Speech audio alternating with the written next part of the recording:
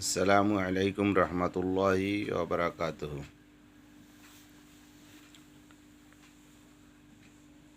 দুনিয়াতে আমরা চিরকালের জন্য আসি নাই, মৃত্যু আমাদের বরণ করতে হবে।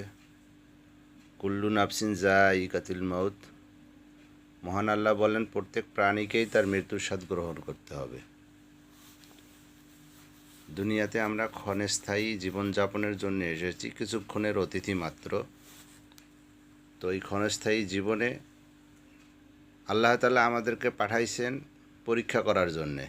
সূরা মুলকের 2 নম্বর আয়াতে আল্লাহ বলছেন যে আমি মানুষ এবং জিন জাতিকে সৃষ্টি করেছি এইটা দেখার জন্যে যে আমলের দিক দিয়ে কে কার চেয়ে বেশি এগিয়ে যেতে পারে।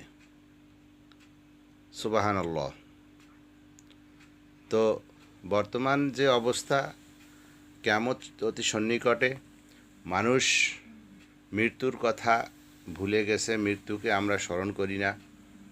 দুনিয়ার ধন সম্পদ, পদমর্যাদা, সম্মান, খ্যাতি এগুলো নিয়েই আমরা বেশি ব্যতিব্যস্ত, নিজেরাও ব্যতিব্যস্ত, এবং পাশাপাশি আমরা সন্তানি পরবর্তী যে প্রজন্ম জেনারেশনকেও আমরা এইভাবেই তৈরি করতেছি।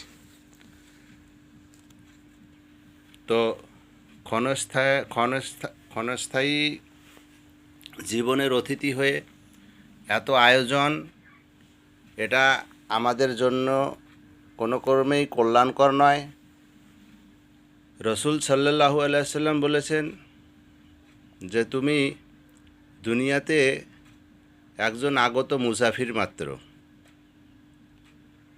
আর রসুল সাল্লাল্লাহু আলাইহি সাল্লাম আর এক হাদিসের মধ্যে বর্ণনা করেন যে মেরাজের মাধ্যমে বিশ্বনবীকে যখন জান্নাত জাহান্নাম দেখানো হলো, রসুল সাল্লাল্লাহু আলাইহি সাল্লাম বললেন যে আমাকে যখন জাহান্নাম দেখানো হলো তো দেখলাম জাহান্নামের অধিকাংশ অধিবাসী হলো ধনী ব্যক্তি।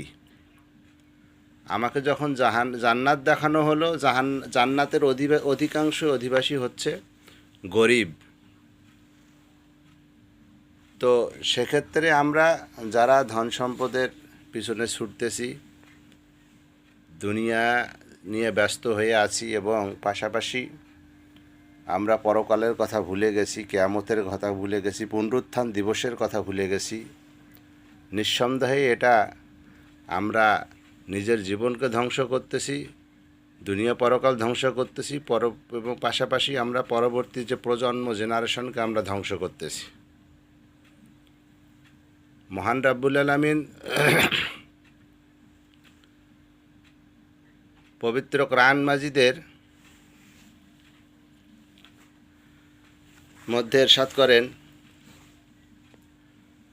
যে সূরা কফের 17 এবং 18 নম্বর আয়াতে বলছেন আল্লাহ তাআলা যে মানুষ যে কথায় উচ্চারণ করে 2 ঘাড়ের 2 ফেরেশতা তা লিপিবদ্ধ করার জন্য সদা প্রস্তুত। অর্থাৎ আমাদের প্রতিটি সেকেন্ড এবং মুহূর্তের কর্মকাণ্ডই আল্লাহ তাআলা রেকর্ড করতেছেন। 2 ঘাড়ের 2 ফেরেশতা সিসি ক্যামেরা নিয়ে বসে আছে। তো আমাদের প্রত্যেকটা জিনিস রেকর্ড হচ্ছে। আল্লাহ তাআলা হাশরের মাঠে এই রেকর্ডকৃত ভিডিও বান্দার সামনে পেশ করবেন।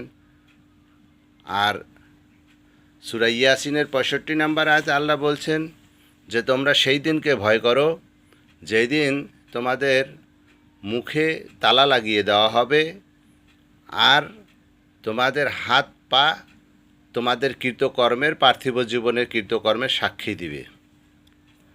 তো আল্লাহ তাআলা বান্দার দুনিয়ার জীবন এবং পরবর্তী জীবনে কি হবে আল্লাহ তাআলা স্পষ্টভাবে কোরআন এবং রসুলের মাধ্যমে তার বান্দাকে জানিয়ে দিয়েছেন। এরপরও যদি আমরা দুনিয়ার কারণে, দুনিয়াবি সামান্য একটু সুখ শান্তির কারণে চিরস্থায়ী পরকালকে ধ্বংস করি, তো আমাদের ওই আবু জেহেল, ফেরাউন, কারুন, হামান এদের সঙ্গে আমাদের হাসর নাসর হবে, এতে কোনো সন্দেহ নাই। আল্লাহ রাব্বুল আলামিন আমাদের সকলকে সঠিক বুঝে, দুনিয়া পরকালের পার্থক্য বুঝে জীবনযাপন করার তৌফিক দান করুক। আসসালামু আলাইকুম রহমতুল্লাহি ওয়া বারাকাতুহু।